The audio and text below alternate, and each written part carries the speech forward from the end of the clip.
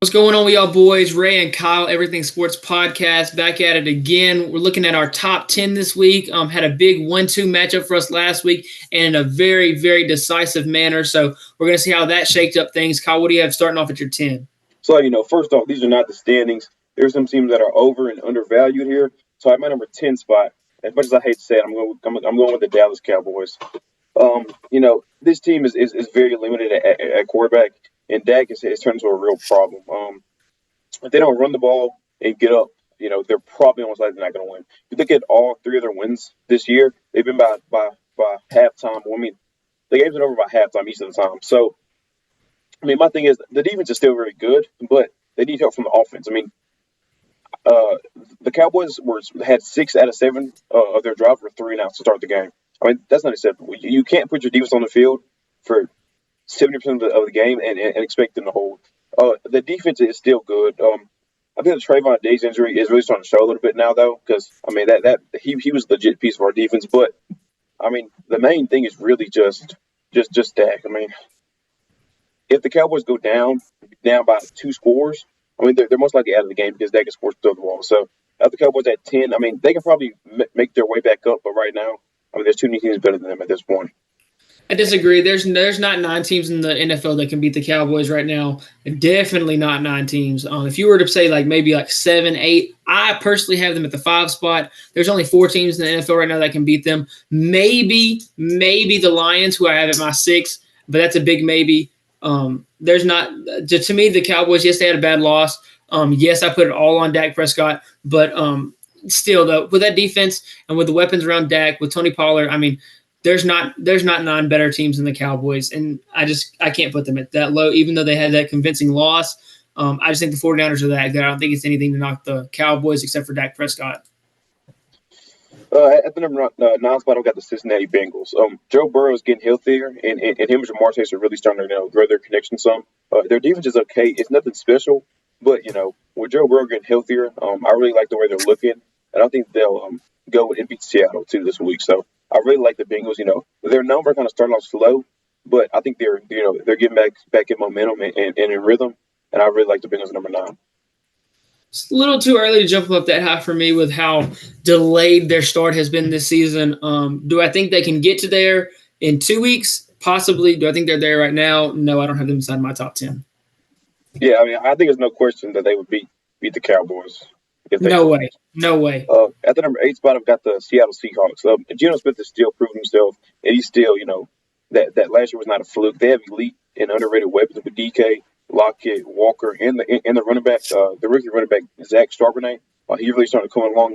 Him and Walker have got a really nice 1-2 punch going. Their defense is pretty concerning, but that's the main problem with them is their defense. But Jamal Adams is back, and so is Bobby Wagner, and they do have very, very good young corners and DBs that I think they'll go and improve themselves against the Bengals this week because I think their defense has potential, but right now they're not playing very well. But I have them at the number 8 side just for the fact that when their offense is averaging 29 points a game, and Geno Smith is still continuing to prove himself as a top 12 quarterback. Yeah, I think the Seahawks are sneakily a really good team this year. I have them right outside of my top 10, but putting them at 8 is a little high for me because it's putting them over some teams that I don't know that you're going to have on your list, but continue.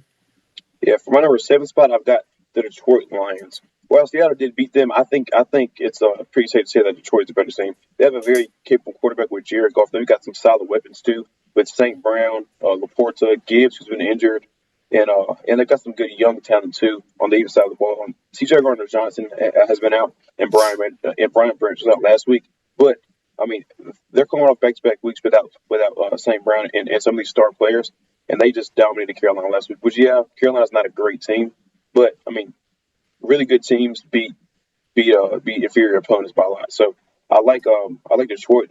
They're really learning how to win too. They're 15-3 since week 9 of last year, so they've been rolling. And their defense has really improved also. They've got 6 turnovers in 3 games, so they're averaging about 2 a game over the last 3 games. So I like the defense, and I really like what Jared Goff and Dan Campbell are doing over there in Detroit. So I got Detroit at my number 7. I also have Detroit in my 7. The Lions team really showed me a lot last week, putting up 42 points without St. Brown. They're really cooking over there. I like them a lot. So, so you would say that right now you feel better about the Cowboys than the Lions? Dang. All right. My number 6 spot, I've got the Buffalo Bills. Um, the injuries really concern me. I mean, that's really a thing. Matt Milano, Trey White, Von Miller, Jordan Poyer, and Leonard Floyd, and that's just on the defense side of the ball. Uh, their defense has been really good, but with the injuries that are stacking up, I think that showed last week when they played the Jags. I mean, after Matt Milano and Von Miller went out, I mean, the Jags don't really have their way. I like this team, but the injuries for me is was really going to sink them. Josh Allen and Stephon Diggs have really been playing well. Gabe Davis came along last week too. He had 9 catches for 100 yards and a touchdown. So I mean, the offensive side of the ball is rolling, but with that defense, I mean, it's just the injuries are really getting them right now. So that's why. I mean, if everybody was healthy, even with the loss at the Jags, I'd have them higher. But with these injuries, I don't see them see them in the top 5. Yeah, their losses don't really tell me a lot because I don't really count week 1 losses as much of anything. And then last week was basically the biggest home game of the season for the Jags, being to stay over in London for 8 days before the game. So even longer than that, actually, it was more Yeah, like 10 or yeah, I 11. think it was But 10. Yeah. yeah, I don't count that too much. I like Josh Allen a lot. He was starting off a little slower, especially in the first game with all those picks, but then really showed us something against the Bills. 21 of 25, and that's just efficiency at its best, no turnovers. So I'm in against the Dolphins. So Josh Allen's really showing me a lot. I also have the Bills at my 6. Now the team you just mentioned, the Dolphins. I have them at number 5. Well, yes, the Bills did beat the Dolphins. Like I said, I mean, with the injuries that they've suffered on the defense side of the ball, the Bills. I don't. If they match up again, when they do, I expect to see a different Miami team on the offensive side of the ball. I mean, they're super explosive. We know with Tyreek and Tua and Waddle and Mostert and while their rookie Devon Chan is out, he's on IR for about 4 weeks with a knee injury. I don't think it's too severe or significant, but I mean, the offensive side of the ball speaks for himself. The defense is really not that good though, but I mean, we knew the defense wasn't that great, but the reason why I have them over the Bills really is just because the Bills are getting banged up on the defense side of the ball. So I have Miami at my number 5. Yeah, even though the Bills did beat the Dolphins, I also have the Dolphins, but I have them at 4, so one spot higher than you. The Dolphins are a really, really good team. I think they have the highest ceiling on offense with all that explosiveness they have over there. They have Tua, who doesn't really turn the ball over. He's accurate. He can get the ball to those explosive guys out wide, or even getting them a little bit deeper now. So, yeah, I like the Bills' offense a lot. Their defense does scare me, so I can't put them any higher. If they had a defense like any better, I think they'd be a little bit higher than that. For my number 4 spot, I've got the Jacksonville Jaguars. That offense is really starting to roll. Lawrence is coming off back-to-back 300-yard games, and that run game with Travis Etienne is really starting to pick up as well. Him and Ridley are starting to play well, and they still got Kirk, and they've got Evan Ingram as well. The defense over the last 2 games is only allowing 13 points per game, and we see what they did against Buffalo last week. So I like where the Jags are heading right now, and I do think that they're probably the second best team in that AFC right now. I don't have the Jags that high. I have them at 8 for me. Don't get me wrong, they did just beat the Bills, but I think it's another story of how much of a home game that was for them. I don't know that they would ever beat the Bills in America, no matter where they're playing at. So don't get me wrong. I think the Jags are a good team, so I have them at 8, but I do have the Bills over them. And I also don't see them being able to beat teams like the Cowboys or the Lions, or the Dolphins. Yeah, and for sure the Cowboys, and maybe No, not for the sure not the Lions. Cowboys. No way. But well, I mean, me personally, the Cowboys probably lose Monday night to the Chargers, but I just didn't want to take that big of a jump and put the Chargers in my top 10. But I think after next week, I may have to just bump the Cowboys out.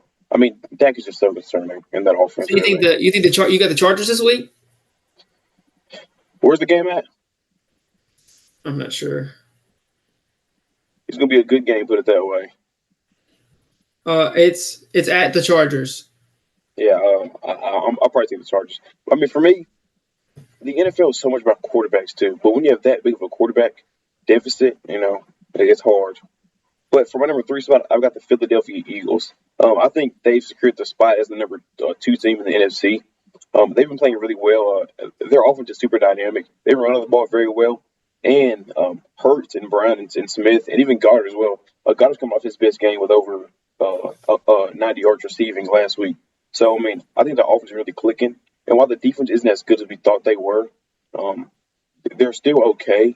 But I feel like with that offense, the way they can play keep away, it is really huge. I mean, with the O line they have with Kelsey and Lane Johnson and just the other guys they have, I mean, they can win in so many different ways, whether it's keep away or whether it's a shootout. I really like the Eagles at number three. Yeah, I also have the Eagles at my 3. That team chemistry is just too good to keep them any lower. From number two spot, I've got the Kansas City Chiefs. I think that they're definitely the second best team. They got Mahomes' best quarterback, and their offense is really rolling as well as their defense. Their defense is only allowing 20 points per game, so I feel like with the Chiefs, you got Mahomes. So if you can score 20 points a game, I think Mahomes can do the rest. Yeah, this team's starting showing me a little bit that the Bengals haven't. They're